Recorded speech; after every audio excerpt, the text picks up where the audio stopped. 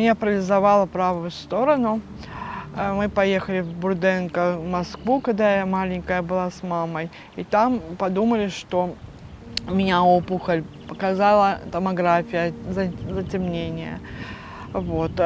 И врачи подумали, что опухоль, потому что МРТ раньше не было, была только томография. Вот. И когда залезли в мозг, сделали операцию, оказалась киста. И она лопнула. Лопнула и пошла заражение всему мозгу. И меня через 2 года парализовало на другую сторону. И вот так я то ослепла, то оглохла. Это вот такие вот симптомы этого диагноза.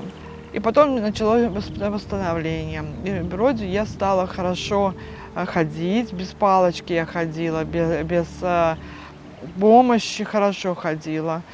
Потом вышла замуж и родила ребенка. Ну, мне нельзя было рожать, вот. Ну, каждая женщина хочет иметь ребенка.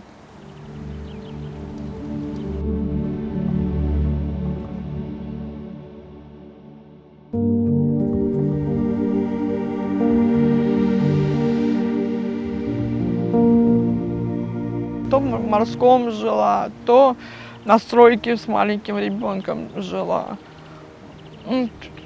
Вот так и жила. Работала няней.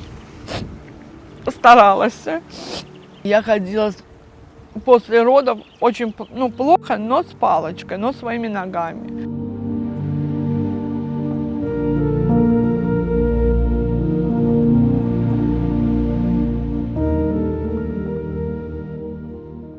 Мне очень тяжело в том, что я получаю только пенсию и снимаю жилье. Жилье стоит 11 тысяч.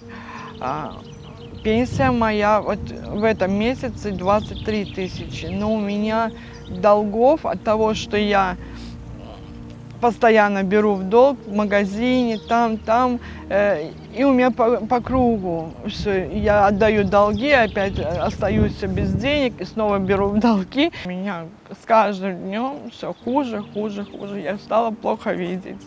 На одно ухо я плохо слышу.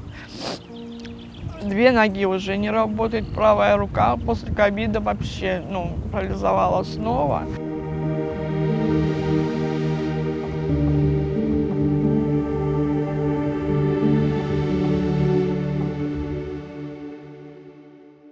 Коляску мне дали волонтеры, но она мне маленькая по росту. Вообще эти коляски, они же по размеру подбираются, а эта коляска очень маленькая, и мне неудобно, мне очень нужна коляска. Моя правая рука не работает, и из-за этого с коляской механической мне будет очень тяжело. Первое, наверное, мое желание – это мое лечение, чтобы я хоть немножко облегчить. У меня суставы очень болят,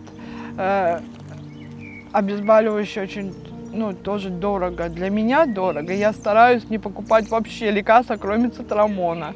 В моей аптечке только цитрамон. Ночью я не сплю, потому что очень сильно крутит меня все.